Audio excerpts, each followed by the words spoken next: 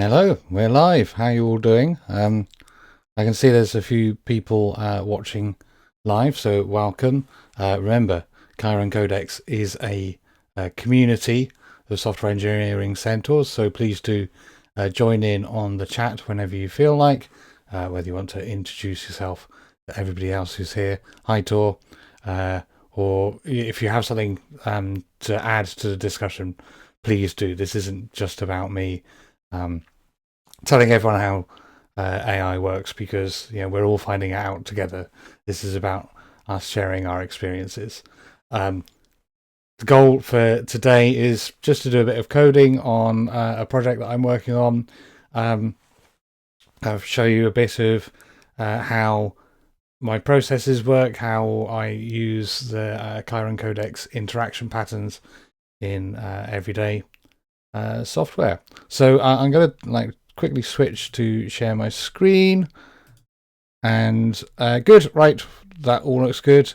So the first thing that we need to do is to stop and plan. I've decided what project I'm working on. That's On the Wing, which is my digital nature journal application. You may have seen me blog about On the Wing. I've just got a test user, so I don't actually have anything in the account at the moment. The goal for this application is to be a web app where people can record their observations in nature, reflect on them, and then look back, and even they'll be able to share their experiences in a kind of nicely presented public view. It's the way that I've been talking about it is that it's a web objects application and actually using GNU Step Web. So that's quite an old technology. It's effectively retro computing. That's one of the first web application frameworks. Came from Next in the 1990s, and then GNU Step Web is an open source re-implementation of it. But I've been combining that with the latest cloud technologies. So it's deployed through Kubernetes with an Nginx ingress controller. It uses Firebase for authentication and for storage. I do know that one of the tasks I've got coming up is to build persistent session storage using Redis. But as I say, first we're going to stop and plan. So I have today's engineering journal where I keep a log of what I do so that I can look back and identify any ways in which I need to improve my process. I haven't picked a task yet. Normally I would keep my journal in this notebook here, pen and paper, and then use Typing Pool to transcribe it into a Joplin note, along with a skill that we'll see later for picking up the important beats from my transcript with the assistant. I'm using Joplin directly now because that's going to be much more sort of visually impactful for you to see what I'm doing, rather than just hiding off in the corner and writing with a pen. So anyway, that's the talking out of the way. We've got 4-minute intro. That's not bad. The first thing, as I say, is stop and plan. I need to work out what I'm working on. Now, as I've been developing this app, if I apply the defer the details pattern to put something off that I know I'm going to have to do but that isn't directly related to the current goal, then I create tasks in beads, or I ask the assistant to create tasks in beads. So I've got a big list of available tasks. This first one, the save and discard observations and browser journal, that's basically done. The only task that is remaining is this one, which is the container is building a forked version of the GNU Step web libraries, because I have fixed a couple of bugs, created pull requests upstream, and those haven't been merged yet. Once those are merged, I'll be able to switch the container to building the from the upstream main branch and close out that task and then that epic. So there's a bunch of things that we could do. It'd be quite interesting, I think, to work on this one, adding end-to-end tests using a browser driver. So let's pick that as a task.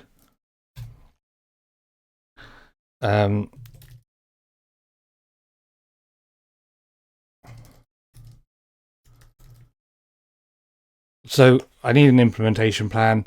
I have used some browser automation technologies before, particularly the Selenium WebDriver.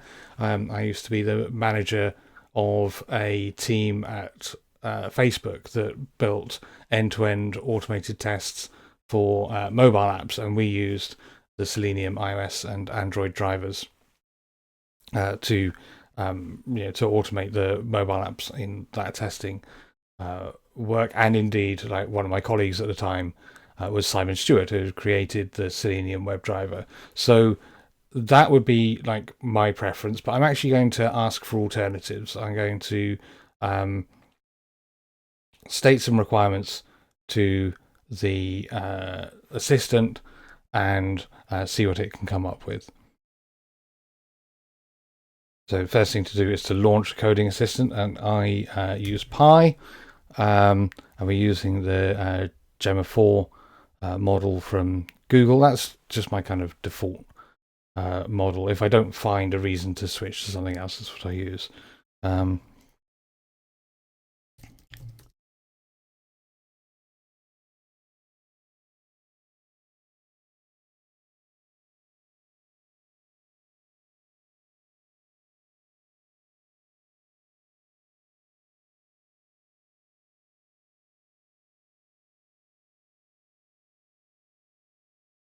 So I want to be able to run these tests in a couple of different ways. One is that I want to be able to run it with like a real browser on the host system, so that I can actually watch the tests running, and if there's like a failure, I can use that view to see the interaction with the tests and see where it goes wrong.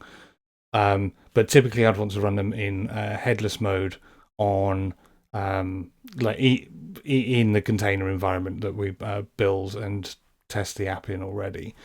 So I'll make that clear. And the apps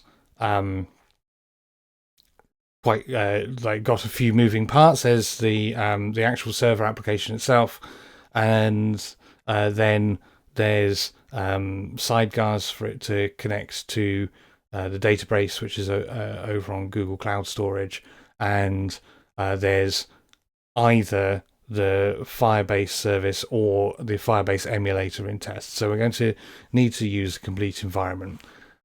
So in my prompt, I'll explain that the app needs to be running in the scaffold environment, which is where development happens.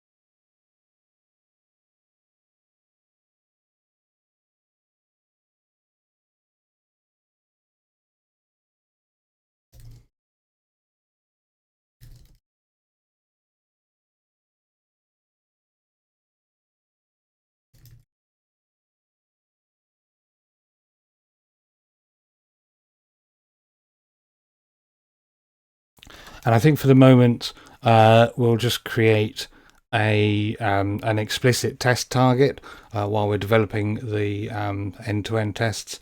We won't integrate this into CI until until I'm confident that the tests are actually stable, they run well, and they're giving good signal.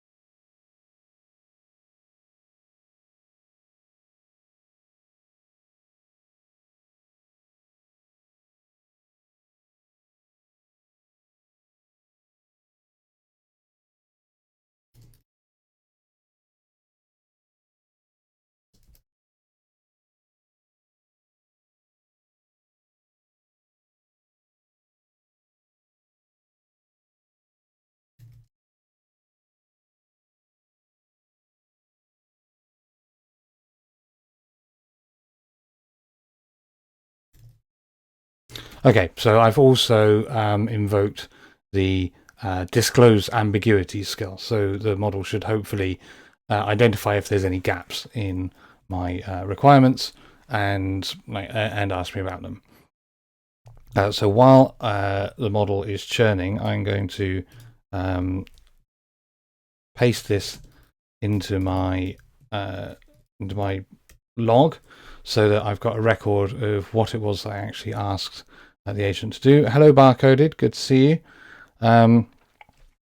And of course, this being a live stream, we now get to sit very quietly for a few minutes while the model goes away.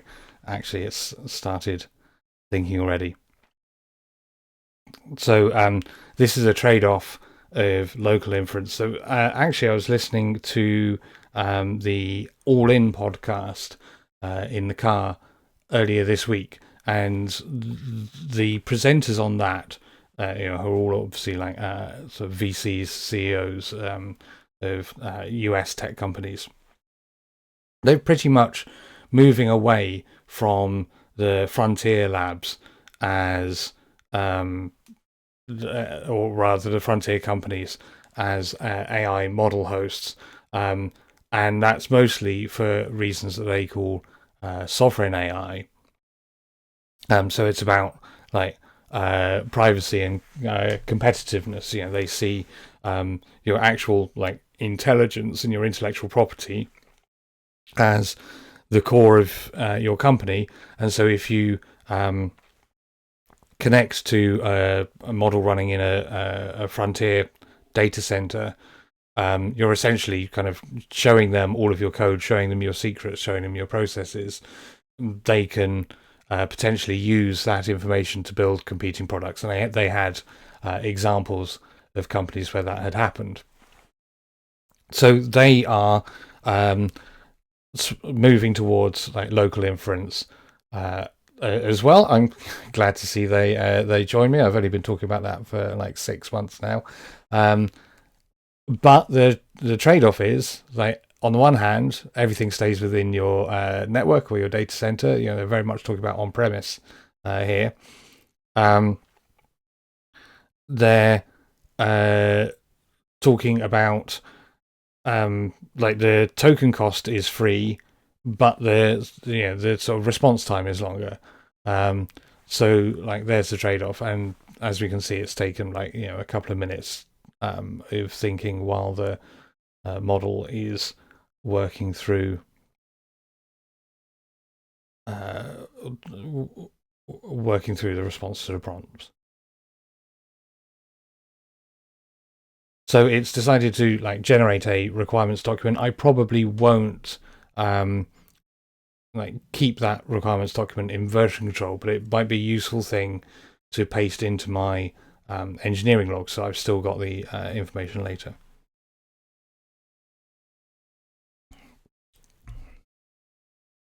And we've got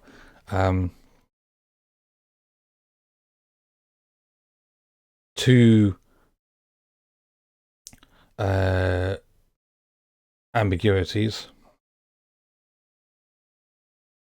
and it's also going to go through its recommendations.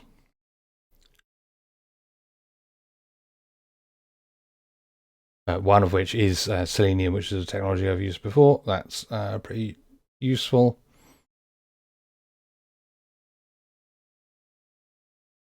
Okay, so the first thing I'm going to do is to resolve the two ambiguities that it's disclosed using the Disclose Ambiguity pattern. And then I'll ask it to update its options. So I'm going to paste these out into my log because this is a potentially a an improvement beat. Like, do I need to kind of be clearer about these kinds of instructions, or does it not matter? Okay, is this something that just I'm going to want to think about every time? Container environment. Given that we're running the app in Minikube, it makes sense to connect to add the test environment as a pod. So that's the suggestion I'm going to make there.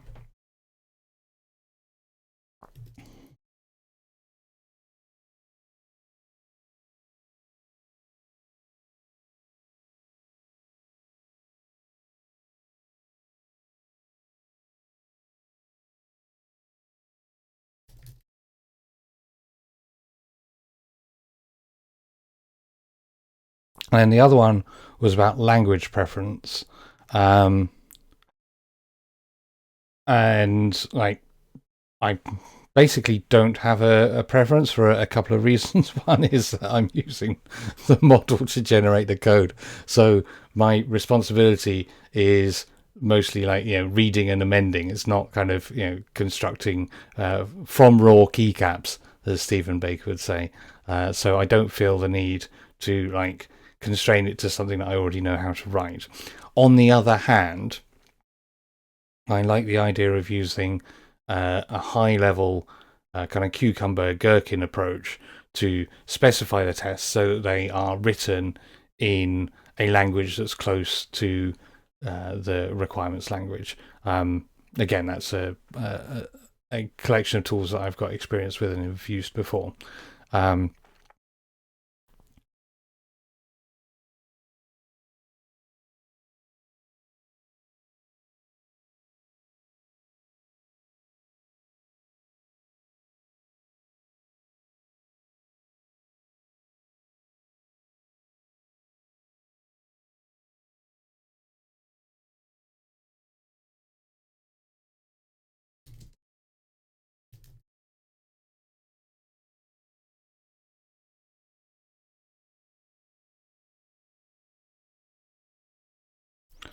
I want those answers in my logbook as well.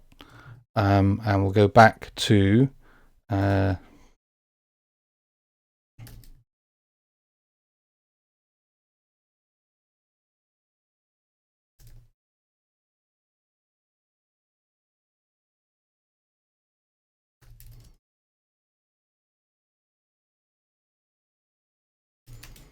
I'm just going to tell it to go back to the ask for alternatives loop, and just give me choices based on the updated information. So yeah, we're 20 minutes into the session. I haven't started writing any code yet. That's kind of normal for picking up a new programming task, no matter whether you're going to type by raw keycaps or not. You always do stop and plan. That's one of the things that makes this an interaction pattern, is that you frequently do it. We've used stop and plan pattern. We've used ask for alternatives.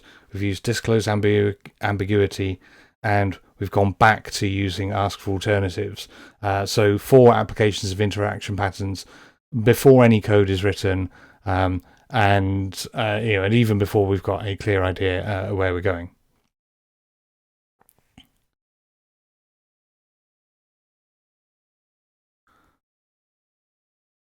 Okay, so options coming out now. Playwright, browser driver, and then Cucumber doesn't look like that's a particularly good integration. Behave and Selenium, and like that. Okay, so downside is potential flakiness, and then the third option is Cucumber JVM and Selenium Java. I having said that scroll to the wrong place. Having said that, it looked from this description like there wasn't good integration. Actually, it's recommend on its pros and cons. It says that the Gherkin support is excellent.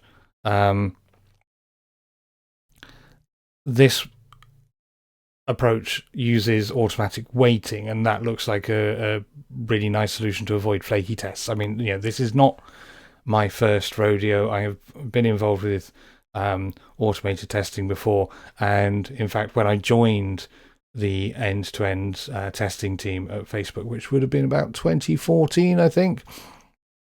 Essentially, the first thing we had to do was to fix a lot of bad faith and mistrust, and the mistrust came from the test flakiness. So people were being warned or like given even automatically opened tasks in the task tracker saying this test failed, when yes, the test failed, but it was because it didn't wait for a timeout, or because the test runner crashed, or it didn't find like, a UI controller that was actually on the screen.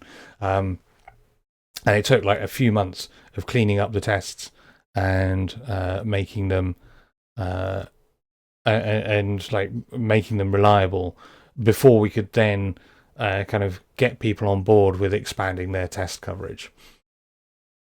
So I haven't used Playwright before. It looks like it's probably a decent choice and a modern choice. I have used Behave and Selenium before, but I'm willing to sort of try this new thing, particularly because it offers more stable tests.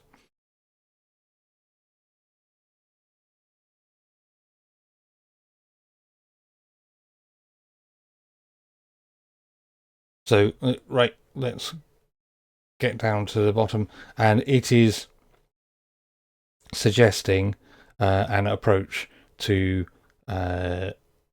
implementing that. I'm going to not take that approach though. So that was bad, right?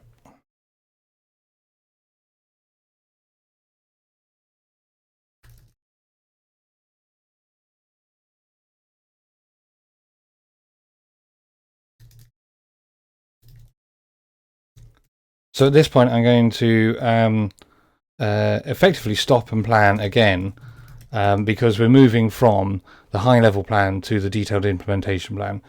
So I have a create execution plan skill. This is part of the Chiron Codex agent skills repository, which is up on Codeberg. I should have thought about this in advance so I could paste the link in. Let me just open a browser window.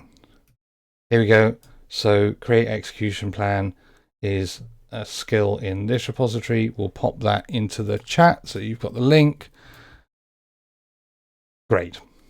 Why don't I start saying again what I was trying to say before I remembered that? Okay, so we're going to stop and plan again. We've got our high level plan. We want to create end-to-end tests that integrate with the scaffold dev environment, and that use Cucumber and Gherkin. And we've identified that Playwright and Cucumber using TypeScript are the technologies to do that. Now, I don't just want the thing to jump into coding. I want to have a detailed plan for the steps that are involved in doing that, particularly if there's any setup that I need to do. I want to know what that is so that we can generate documentation on it.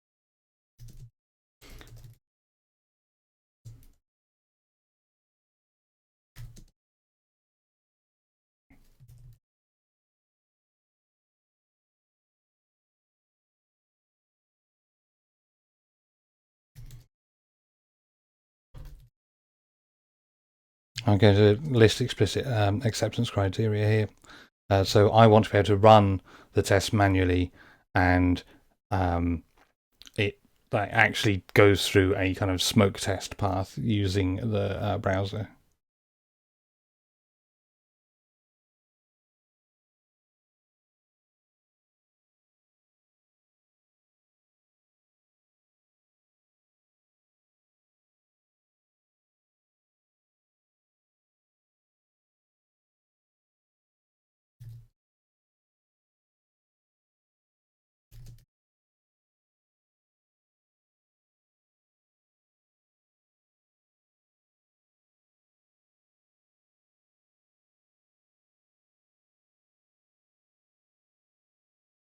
And main is the name of the component.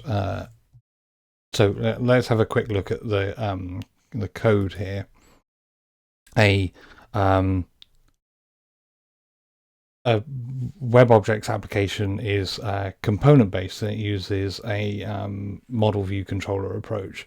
So a component is an HTML page with templates, which are called WebObjects. And those templates invoke either the templates are bound to have properties that are bound to values, and those values can be static strings, or they can be computed properties which the controller runs. So here we've got there's a kind of holding page for if the app isn't actually ready to work, and there's an object called app not ready that gates whether the holding page is shown, and then there's the main UI, and there's another web object called app ready which gates whether the main UI is shown. And those two objects are conditionals. App ready and app not ready are conditional objects, and their condition is bound to a property on the controller. And so the controller for this main component will be a class called main that is itself a subclass of component, and it's got this is app ready property, which is a boolean, and then that returns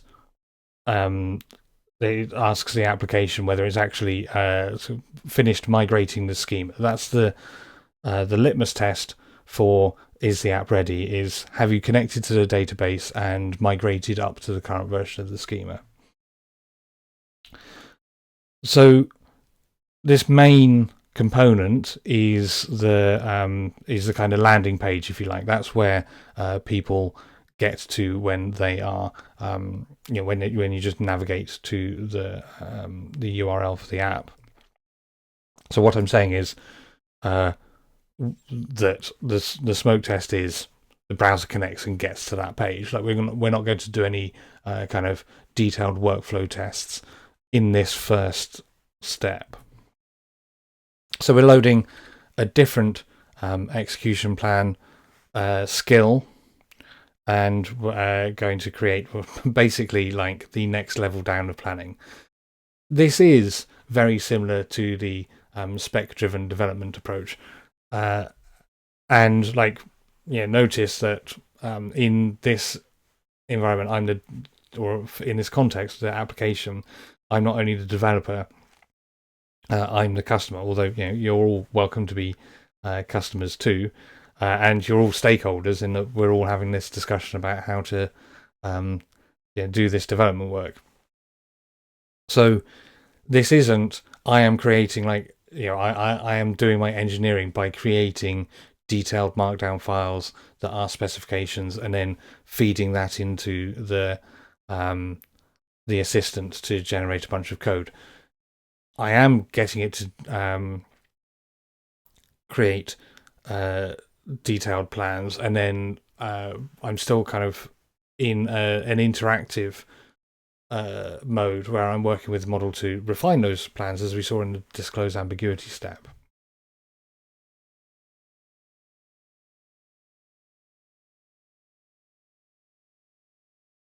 So we're building. It's building up a roadmap. Let's just take a look through. I'm not going to paste all of this out into the log now. What I will do is, if we get to a point where there's an interesting decision, or there's a an error that I have to work around, or it introduces a bug, then at that point I will go back to my log, make notes about what happens and how to resolve it.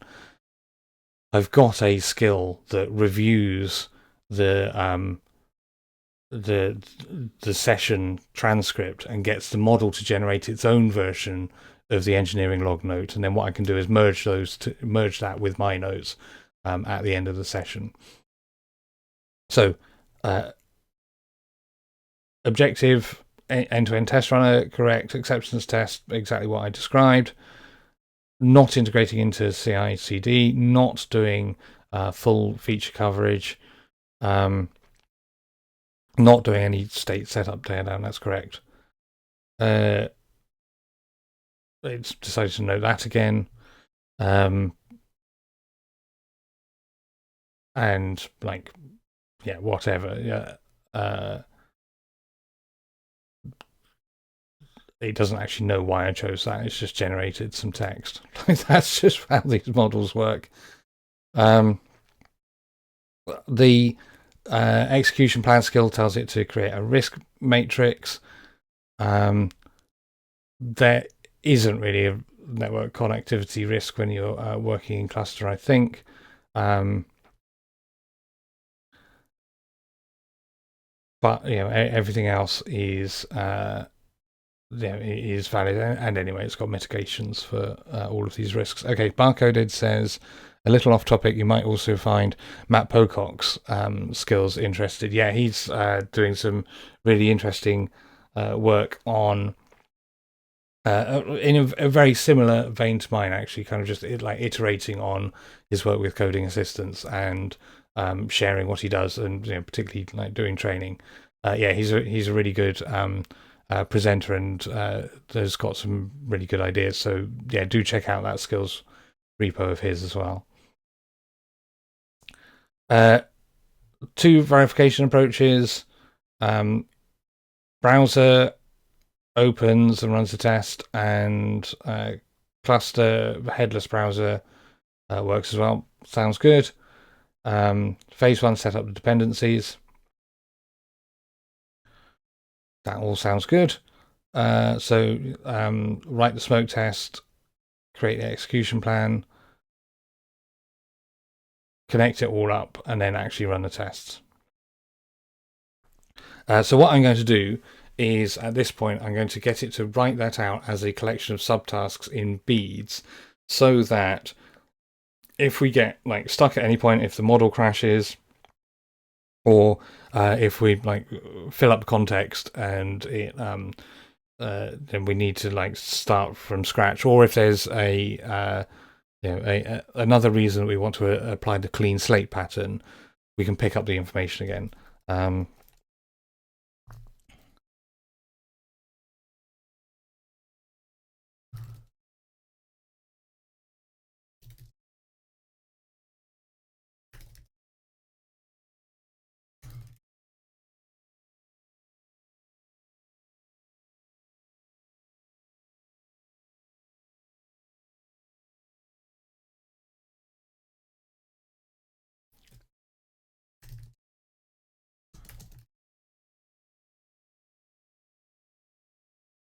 So this is something I learned from Stephen Baker, is to tell the model when you like, this is effectively generate documentation. So when you apply generate documentation, tell it to put enough detail in that another agent could do the task, and that then creates an appropriately detailed plan based on the information that's already in the context. Otherwise, the kind of completion bias leads it to just write a very shorthand plan, or shorthand task description. So it might just say set up sandbox, and then that doesn't contain the information that the model needs to do the work if you have to do it in a different session. And we will we will do this the hard way, and we will prove that by quitting Pi and restarting once it's created all of the issues.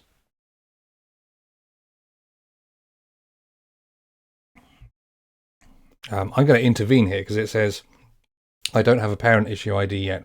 I'll create the epic first. When we do have an issue because we were already starting on it.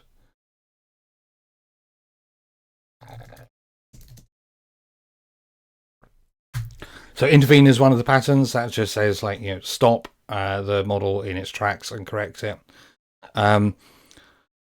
Obviously that has like pros and cons. On one hand, we were able to like steer the model in the correct direction. It was going to create a different epic when we already have a task in place for building this feature. The downside is you have to be sitting here watching the model and notice that it's going off the rails. If you need to like take a comfort break or make a drink, or you found a task that you can reliably do in a headless way, intervene becomes unavailable because you're not literally stood over the escape button or the escape key waiting to press the button.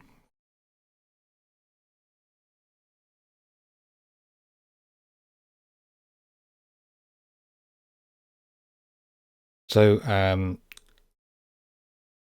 the Gemma model is very prolix in its thinking. It generates a lot of text.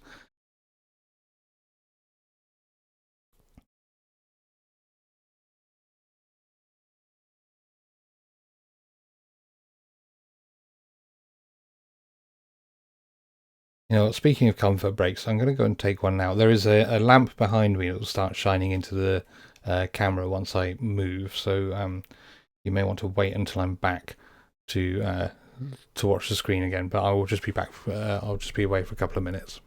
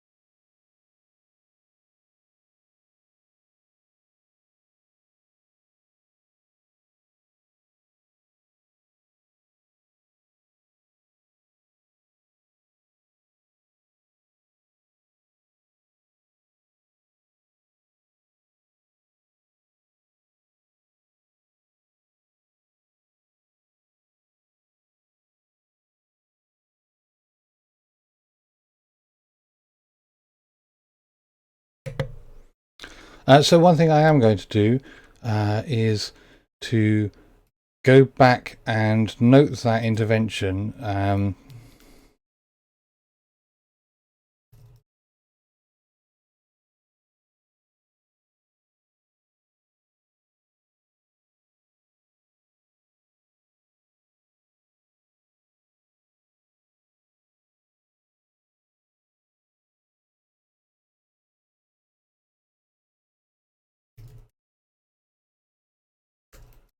because that is a point on which I might want to come back and change my process. I might want to kind of create a rule that says when you create subtasks, make them subtasks of the existing task rather than creating a new epic. If that happens again, it was not the kind of thing I would like go, oh, this happened once. I'm going to like I'm going to change the way I work. But if it like happens repeatedly, then it's interesting indication that I should change my approach. So as I said, nothing up my sleeves. This is a point where we test that it actually generated good enough descriptions that it can pick them up.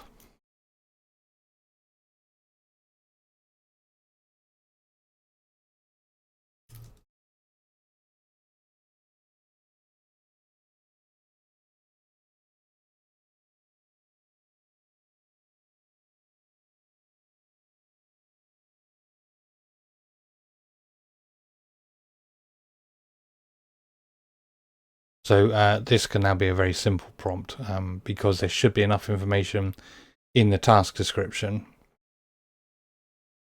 for it to work.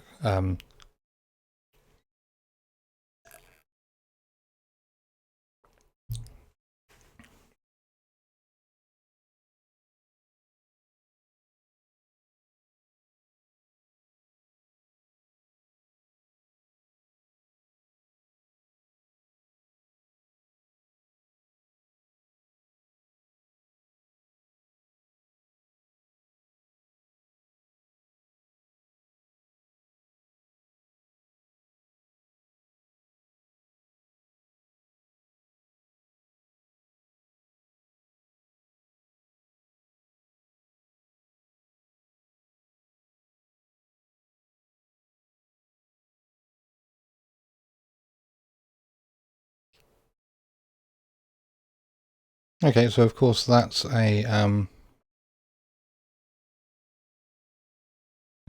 command that while I could have run it, I would not have known. I would had to have gone and searched for where all of those dependencies are. And now it's reported back. It's probably just going to say, right, do you want me to work on the next? It doesn't even say that. It just says I've closed it.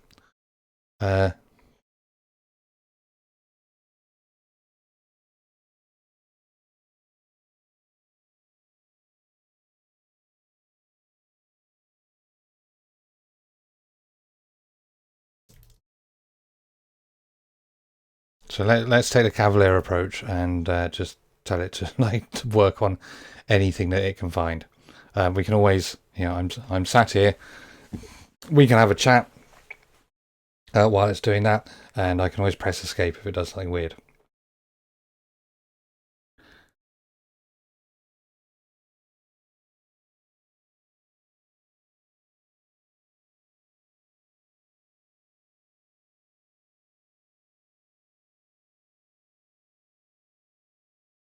So yeah, it's working through in order. The next task is create directory structure. That's not a massive thing, but remember, my instructions were to write a task for each step in that detailed execution plan. So it's not a surprise to find that these are that some of these tasks are actually very small. So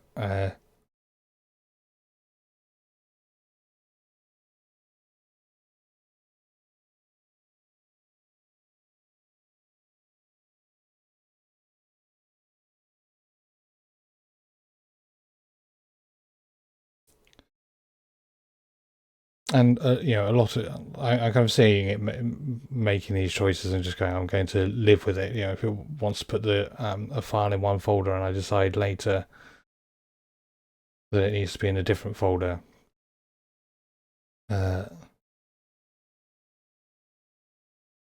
then I can always like move that.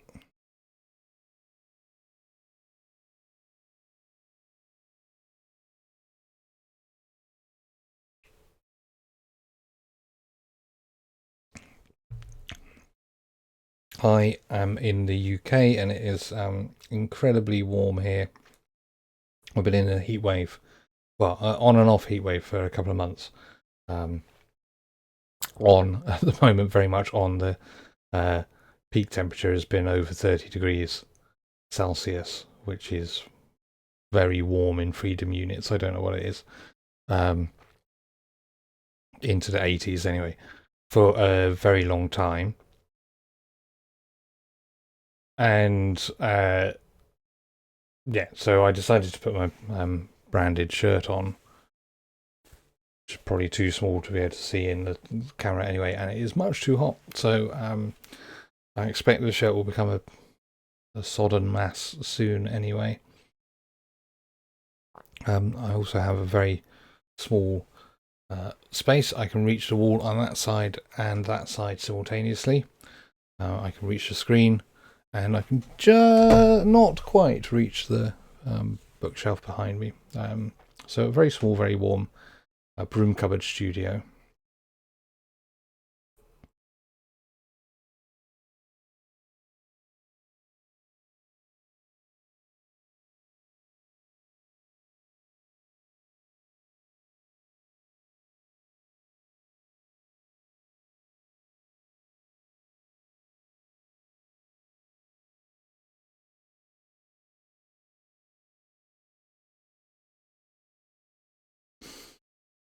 So one issue with creating the... Actually, I'll come back to that.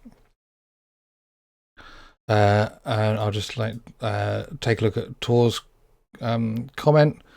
Yeah, heat wave heading to Western Norway just in time for Saturday's game. Well, I hope that everyone finds a cool bar with plenty of beer to watch the game. Although I have had a beer in Oslo and it was very expensive.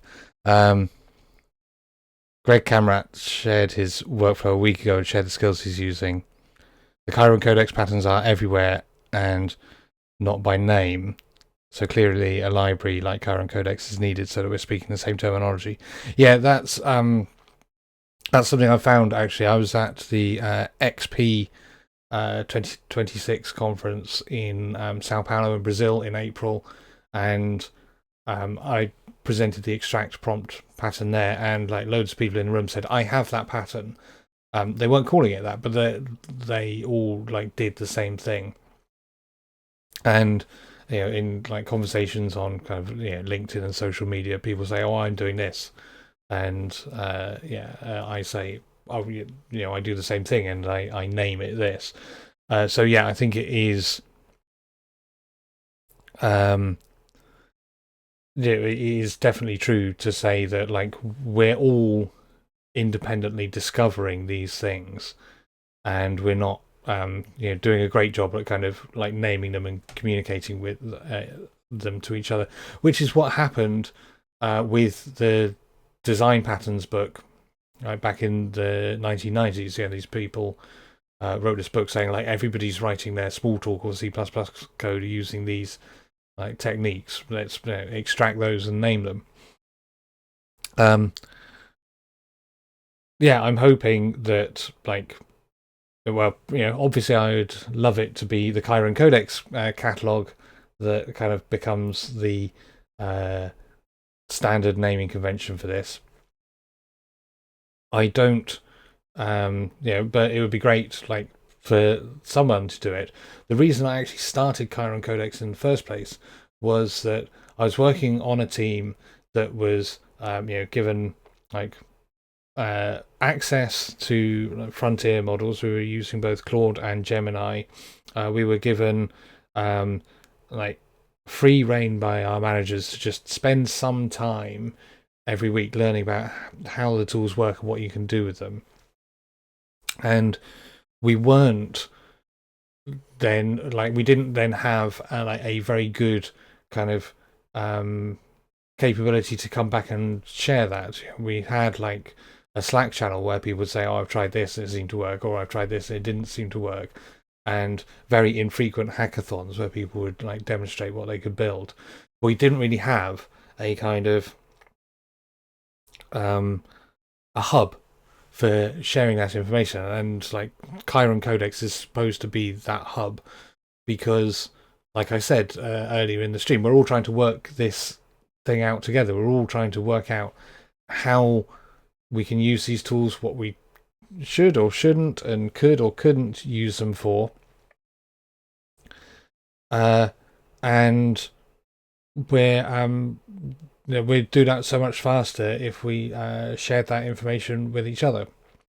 I'm really hoping that, like, publishing the book will kind of reach out to a much bigger audience and get people like using the pattern names, and also like get people who are perhaps kind of skeptical of using these tools over that initial hump, like, and particularly the approach that uses local inference on models that you run on your own computer.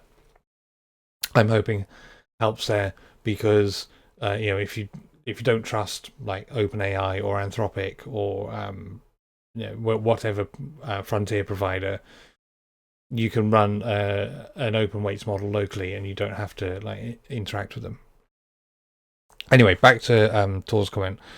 Greg Kamrat used an exec plan improve skill, which he just called numerous times until there was no significant improvement to usefulness score. Are there some of your patterns that would benefit from such an approach? That's a very interesting point. So the one that is like closest to that, I mean, that's kind of similar to the Ralph Wiggum loop, which is the reread instructions pattern. Like, make sure that you've actually done this. Compare your output with the thing that you've done, and make sure it and then kind of close that gap. There's also adversarial dialectics, which is basically like playing Pong with for brevity we'll say two models. It could be the same model in two different contexts. Anyway, you have one whose job is to do the task, and another whose job is to review the work and identify shortcomings. That feeds back into the prompt for the one that does the task.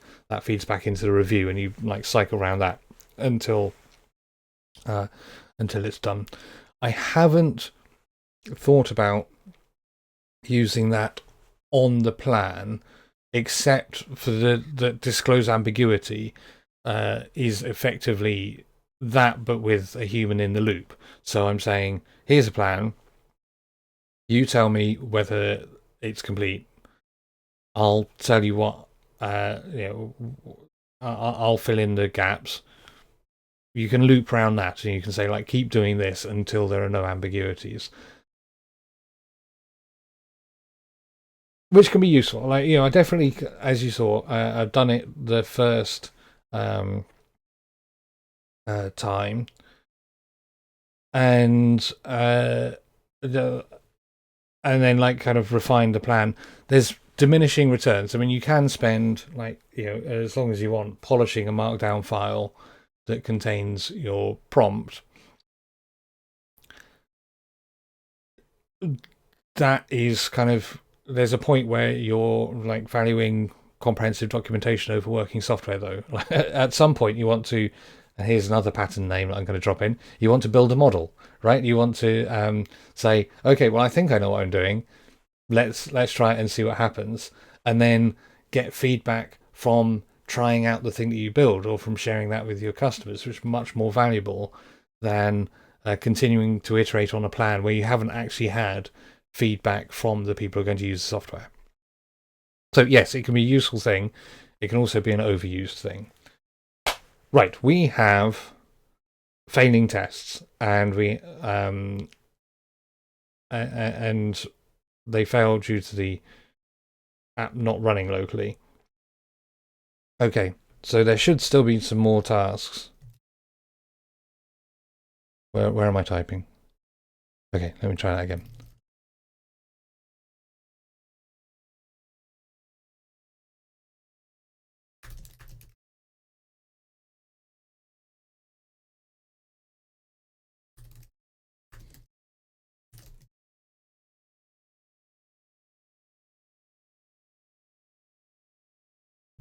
I'm going to correct that.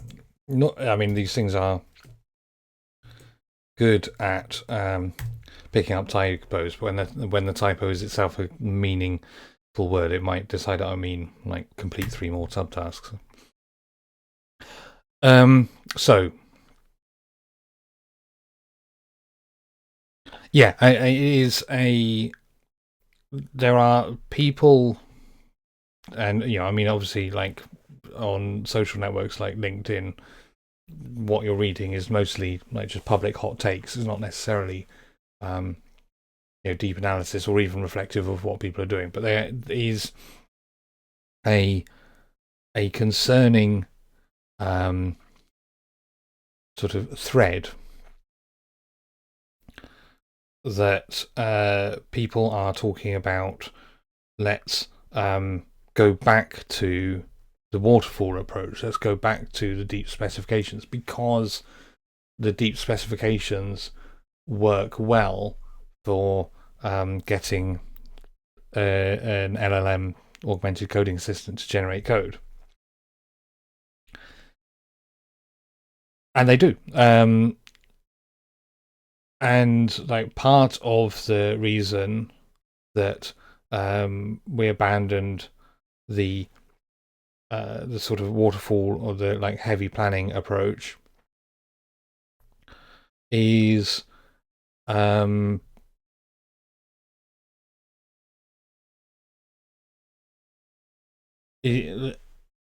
of the reason we abandoned the planning approach is that it just like took a long time to construct the plans, during which time you weren't like generating any value for your customers. You weren't generating working software. You weren't like showing them the thing that they thought they wanted and getting their feedback. And that doesn't change if you like create detailed plans for an AI to follow. Yes, they can potentially shrink the implementation time, but ultimately the phased approach is still the wrong approach to take. I was on a podcast called Code for Thought. You may have heard that episode. I'm going to once again go off screen while I look for the link. There it is, paste in chat. And the conversation I had with Peter on that episode was, does spec-driven development mean the end of like agile software development? And my answer is no. Like spec-driven development is something that you do when you're working with your computer, but does writing an Emacs Lisp major mode mean the end of agile software development? No. Nobody actually like aside from your interaction with the computer, nobody particularly minds whether you're using Claude Code or Emacs or Vim or TextMate or like Notepad or whatever to generate the software. What they care about is that you generate the software. Agile software development is the way that you work with the rest of your team, including your customers and stakeholders. That bit doesn't need to change. You should still be working with those people frequently. You should still be continuously delivering valuable software. You should still be embracing change. So, like that kind of, the idea that you can now write a detailed markdown file and a clanker will emit some code that does what's written in a file does not, to me, imply a change in in the values that you hold when you work with your customers. It changes like interactions within a team, because now you have like shared agent skills repositories. You have rules files in your in your repos and things like that. Yes, it is going to change the way that you work, but it's not going to change the work that you do. I think that's the distinction I'm trying to make.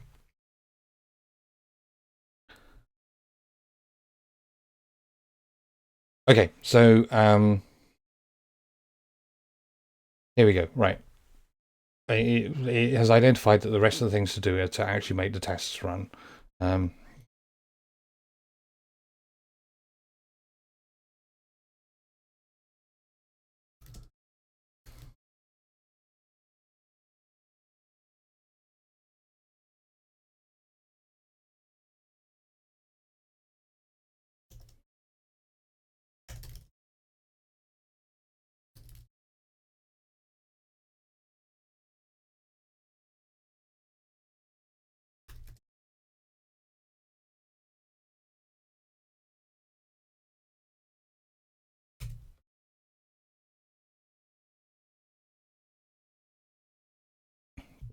And I noticed before that it thought it...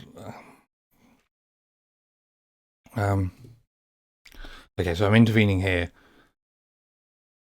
because it thinks there isn't a makefile and there is one.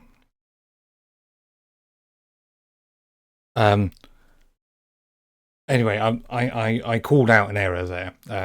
It had previously decided that a make target was correct because the tests failed because the app wasn't running. But we actually want the app to be running so that we run the test against the app and for the test to pass.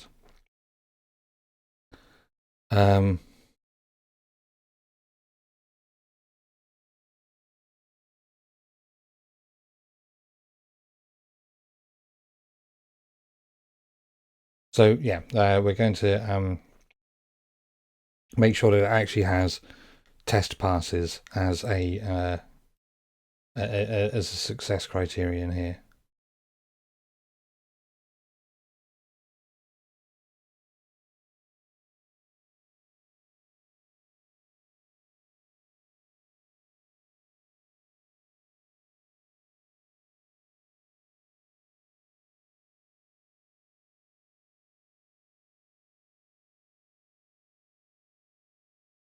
So it looks like I've asked for a kind of impossible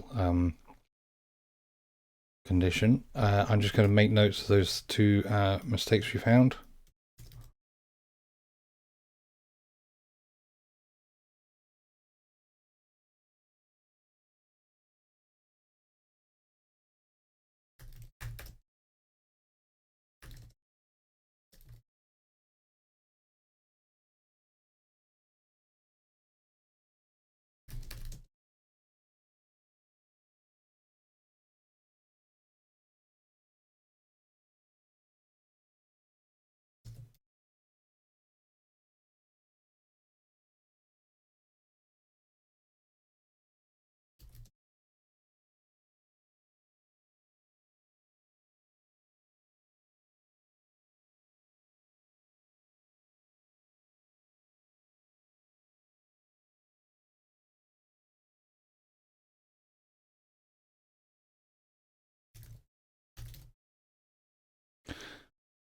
So that is perhaps evidence that I should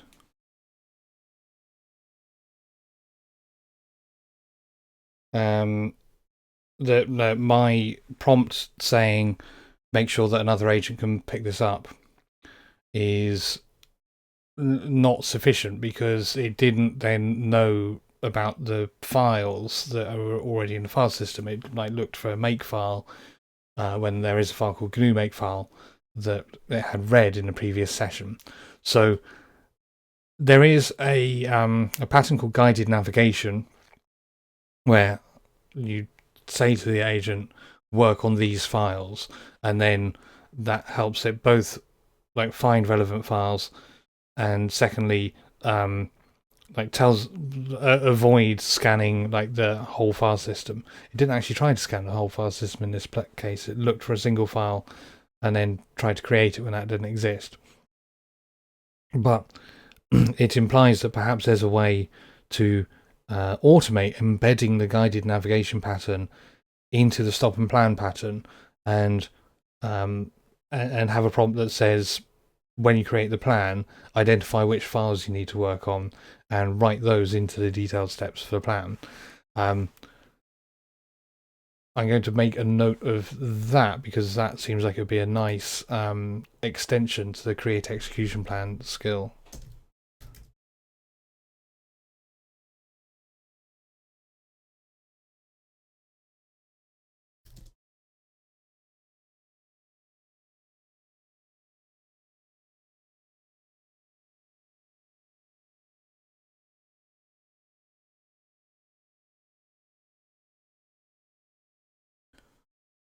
So there we go. We're continuous process improvement live on the Chiron Codex Patreon. You're welcome. So it is now going through a process where it's creating the the live app environment in Scaffold. So hopefully that means it is actually trying to connect to the app. And problems like this would be a good candidate for adding to a learning.md file. Yeah, that's right.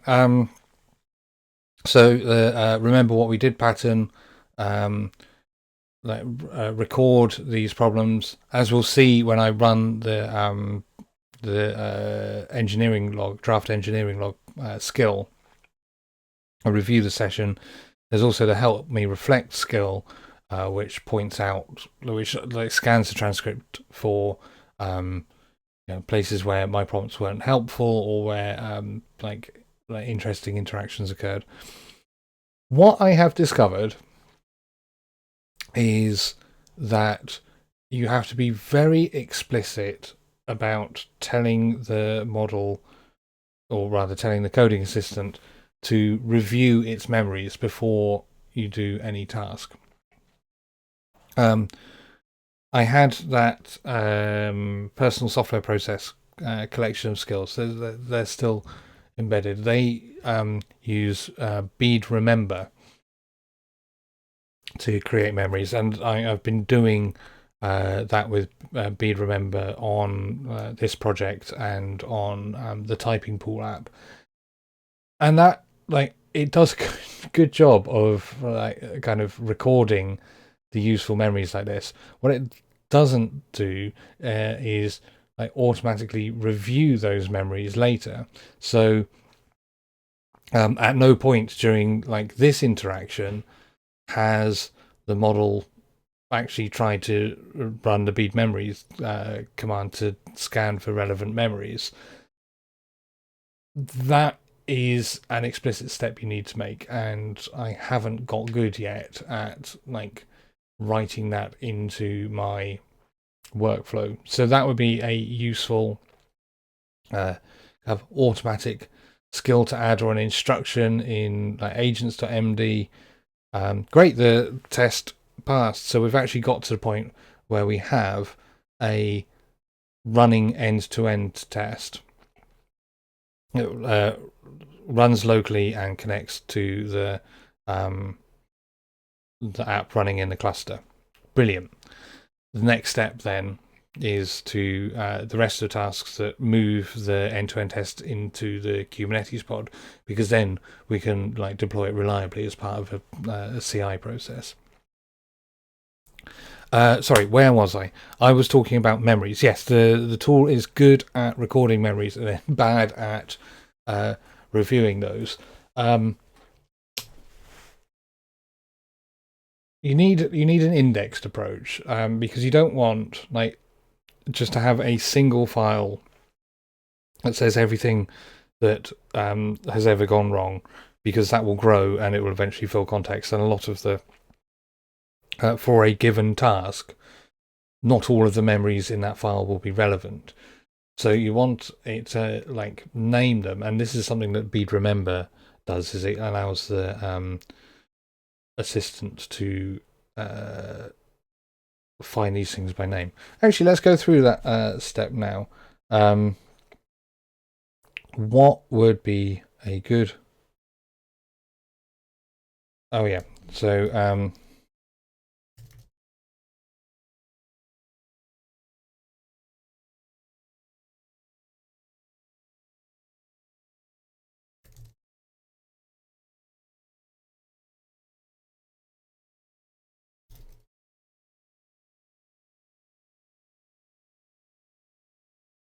add a memory to beads says that whenever you create a test target, it fails it because the app isn't running.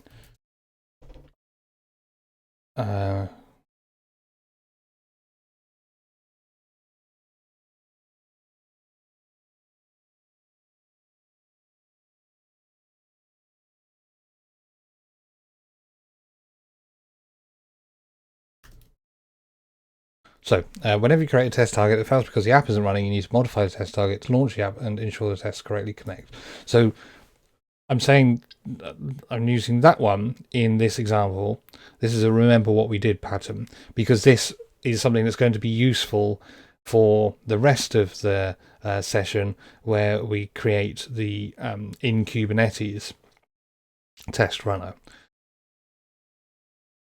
So like the fact that it's in context now is helpful, because like it will still be in context when we do that. Like if I had gone back up and said like I don't know, add a memory that says I like using Gherkin for end-to-end tests. We've already gone through all the Gherkin's phases. It doesn't need to know that now. But when I create my log, my engineering log later, by merging my notes here with the with its own output, just make a note that that's something I did. Then at that point I can like have another session where I say, okay, like write all of these out to beads. This is taking a long time. The reason it's taking a long time is that we're kind of monotonically adding to the context now, so the prompt takes longer to process because the attention layer is quadratic in context length. If I open the LM Studio app, then there is a log here.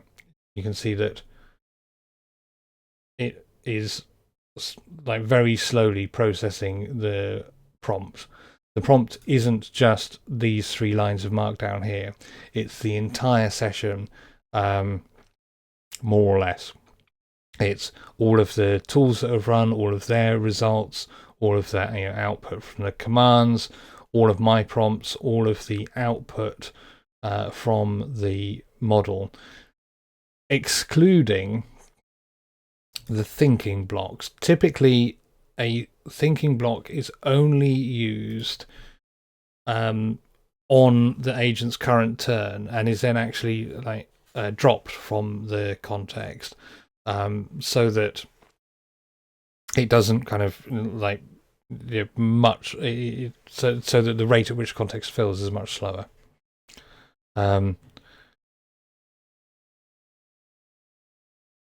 Yeah, so as the thing, as the context fills up, the model gets slower. That's a good reason for using clean slate. I'm not going to do that at this point. I'm going to carry on.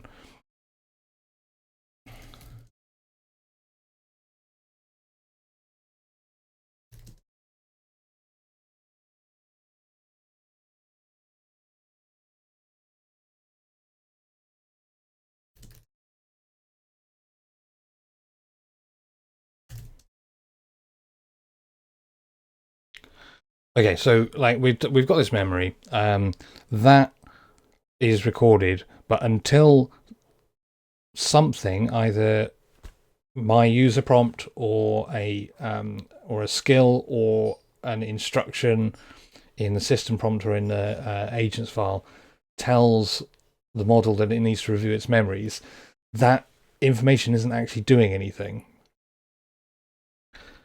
And yeah, that is an open problem that, like, we as a community should kind of find a way to work on automating that side of things. And it's a balance, because we want to automate loading relevant memories. We don't want to automate flooding context with like the entire history of every session we've had. And like I'm being flippant in making that an either or choice. My point is there's sort of a needle to move along a scale somewhere.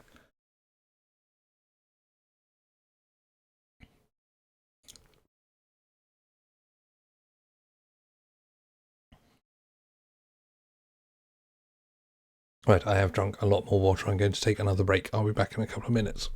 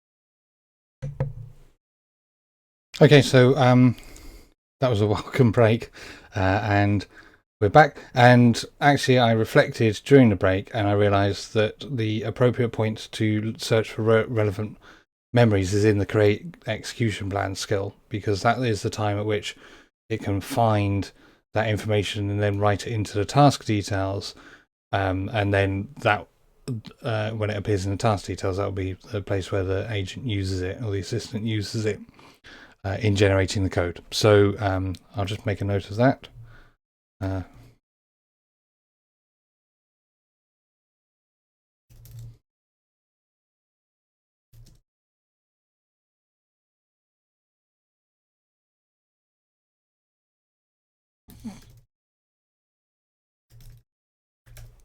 Interestingly, that we wanted to use guided navigation in the create execution plan skill. So it's basically saying that the execution plan is the point at which all relevant information needs to appear, which is kind of, it makes sense in that it makes a sort of plan and act into two separate tasks. You have your planning phase, where you find all of the files you need to work on, you find all of the information you need about like the rules for working on the project, memories of problems that you've seen in the past, construct a plan, and then the plan uses all of that information and creates like tasks that the assistant can follow to generate the right code.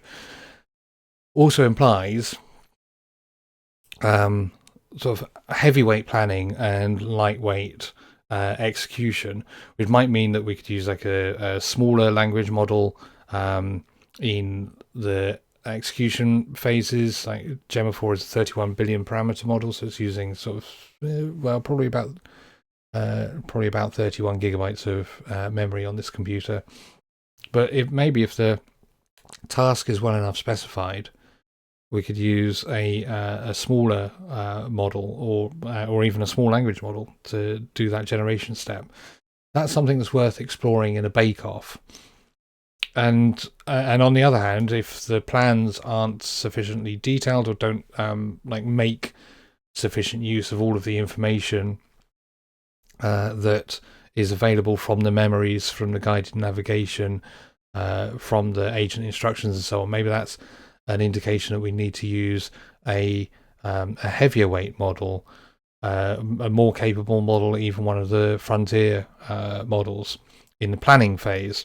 So we have like expensive plan, cheap implementation. It's something to try, and the bake-off pattern is the way to try that. Okay, it's kind of subsetted what I was expecting. I was expecting like getting the make target for cluster testing as part of whatever I asked for, which was the version of the test that run in a K8s pod. So I'm going to give up on like being specific now. Continue working through open subtasks.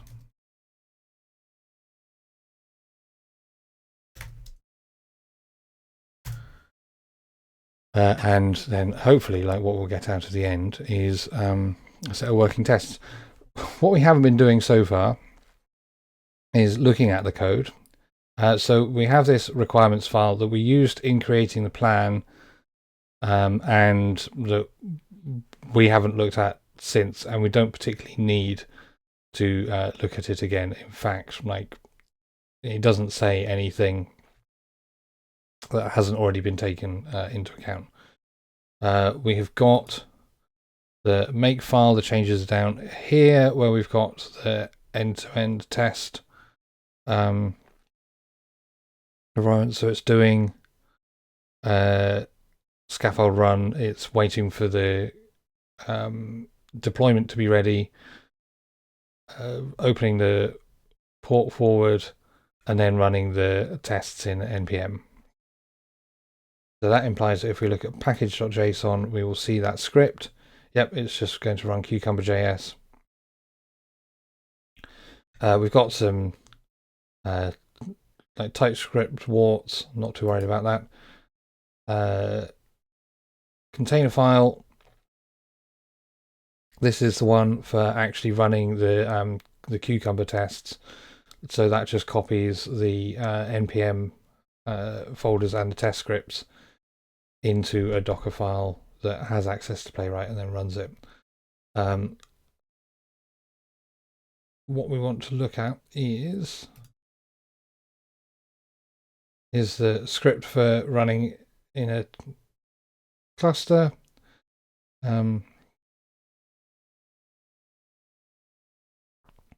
I noticed that the script, here's a call out error, the script doesn't ensure that the kubectl context is the minikube. So this could potentially run on the production cluster, which I don't want. So that is an error I'm going to call out.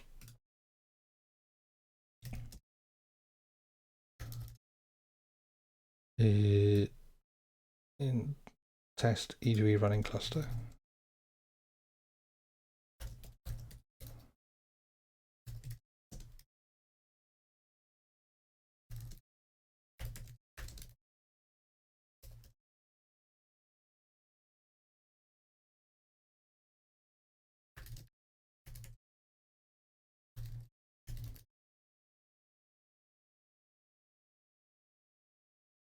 And that is probably a sufficient prompt.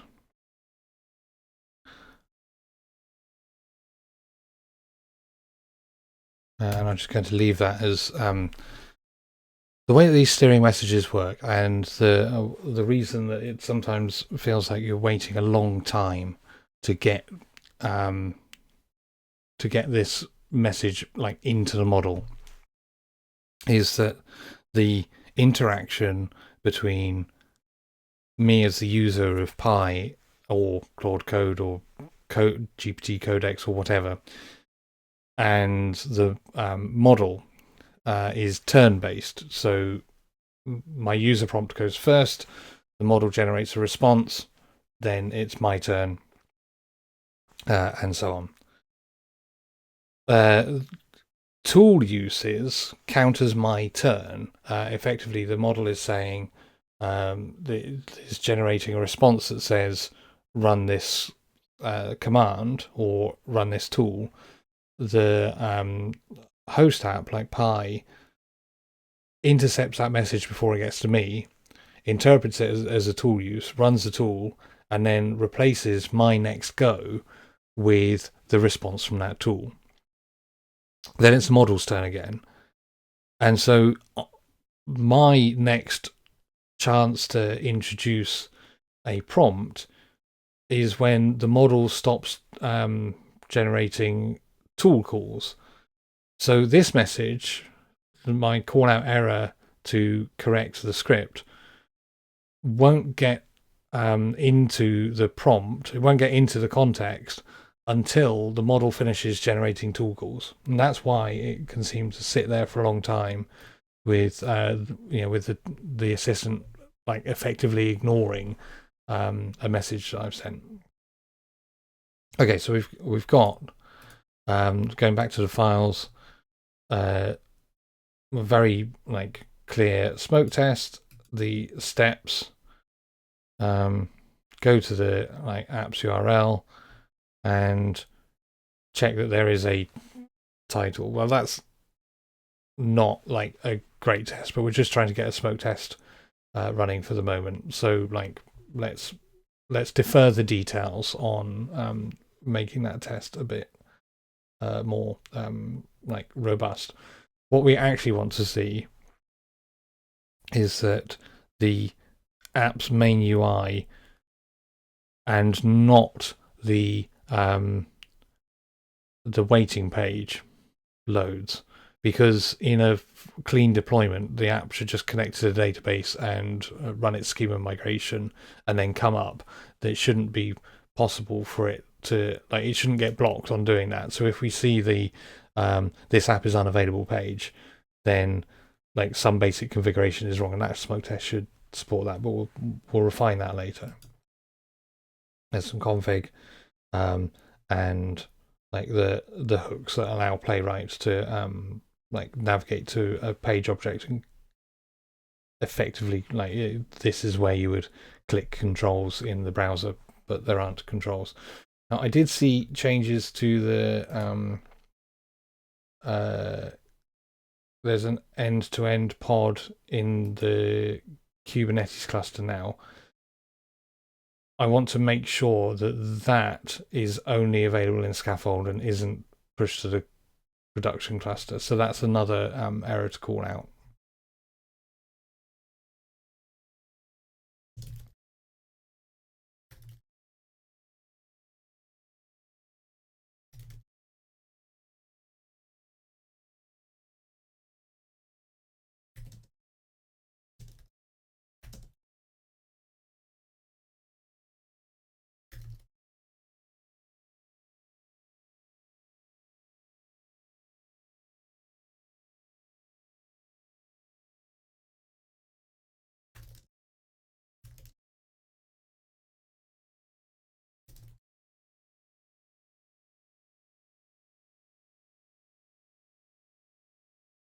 Oh, I won't tell I'm calling it error. That's unnecessary words. Right.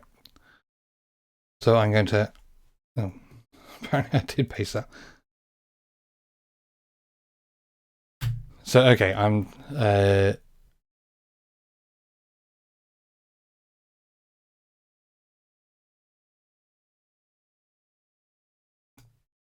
passing those things. I think that is all of the code changes it's made. Let's have a quick look in the... so new container file, markdown file we don't want, some Cucumber stuff, changes to the make file to get new targets, npm stuff, TypeScript stuff, file in the beads database, the pod definition for the end-to-end tests, the run script, the smoke test, and then the support infrastructure for running the tests. So yeah, that's everything.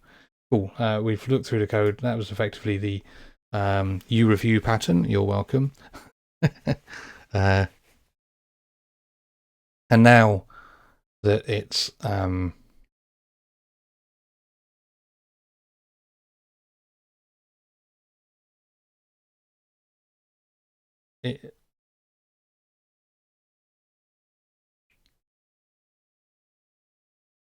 yeah, so it's going through like the steering messages I made, but what I noticed is that the last time that that it ran the test, it failed. So when it gets through these and gets back, if it decides it's finished, I'm going to have to call out error again, tell it isn't finished, and that would also represent a failure of it to use the memory that I asked it to remember. If the test doesn't fail, if the test doesn't pass, then the task isn't done.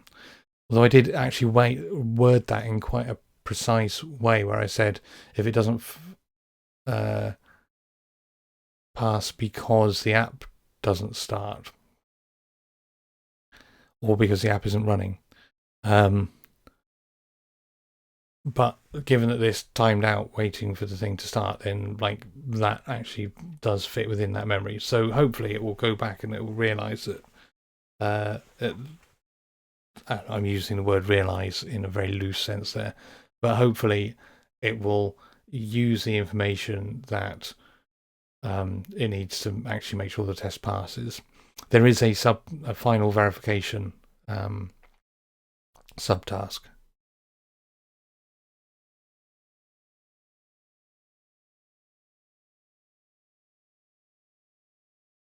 So yeah, it's added the context argument to its use of the kubectl command, so it's definitely going to work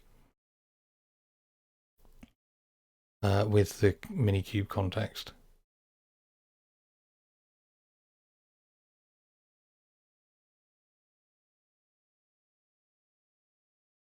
And yeah, it's going to move that file out of the the Kate's folder, which is good because that means that it won't the Argo CD won't apply that when when I push the changes.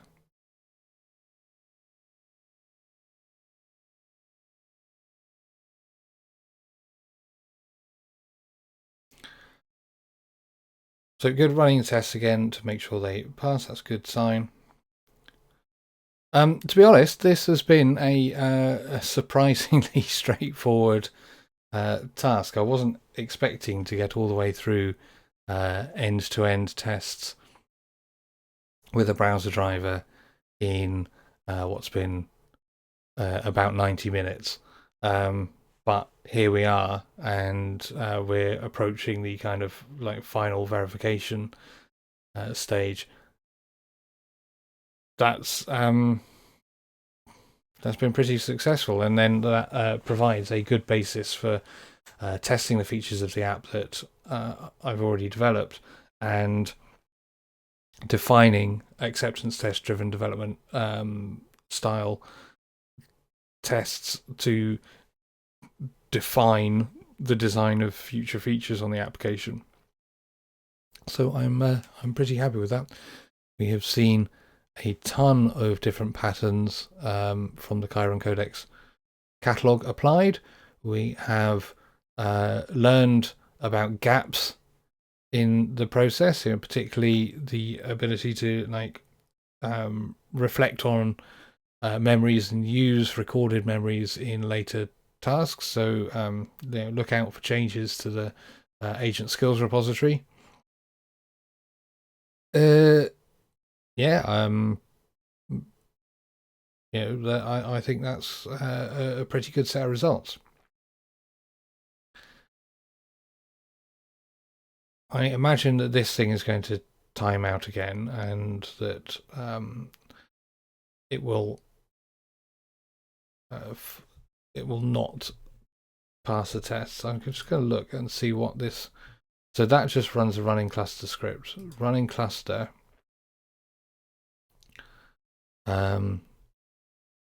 Builds that image.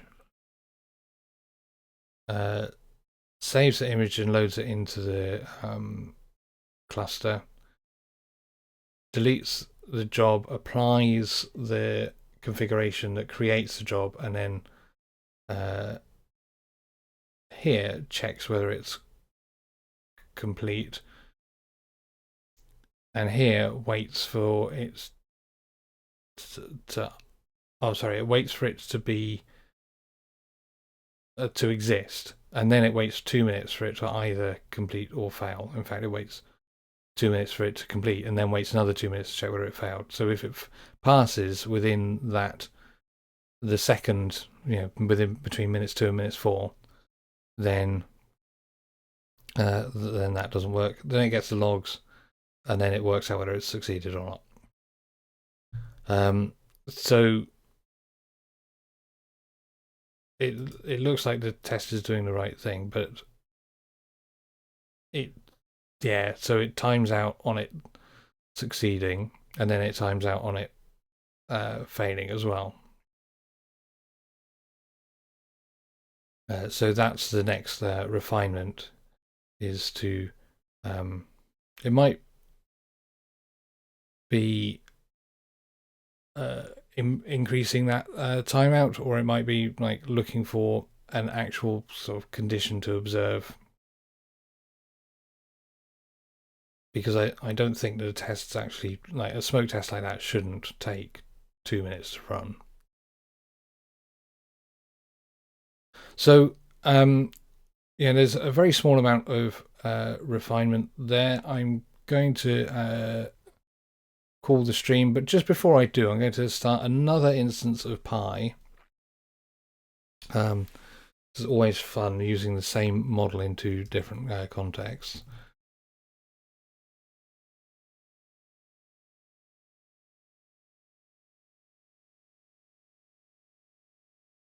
And I'm going to resume the first conversation where we created the plan, And now I'm going to show you this draft engineering log skill.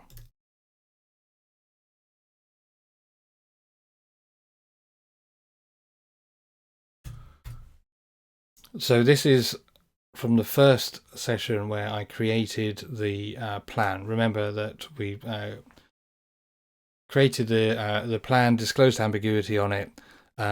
Then when we'd refined the plan, created a detailed execution plan, wrote that out as a collection of tasks, and then started a new session just to check that there was enough information in the plan to make the plan viable, and it seems to have worked. So I've got 2 sessions to review for my log. I've been keeping my view of the log here in Joplin. I'm now going to get the model to generate its version of the log for the first part of the session, while it's still trying to solve this issue where the tests aren't actually running in Cube.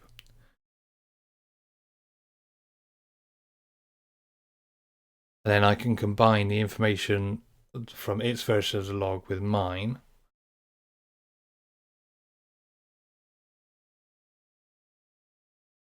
So that I don't have to, while I'm writing this file, I don't have to like paste out every single interaction with the model. I don't have to like write down everything that's happening.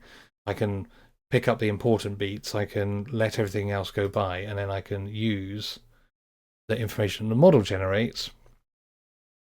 And the skill tells it to use first person for me and third person for the assistant. So I worked with Pi rather than the user asked me to blah blah blah. The objective is to create a system that drives the browser against the app, running a minikube via scaffold.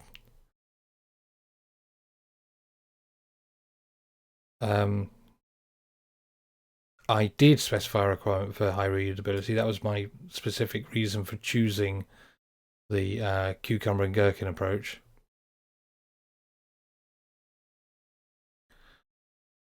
And then we created the roadmap. Those were the details of it. That's the state at the end of that session. So I can take the information from here and use that to augment this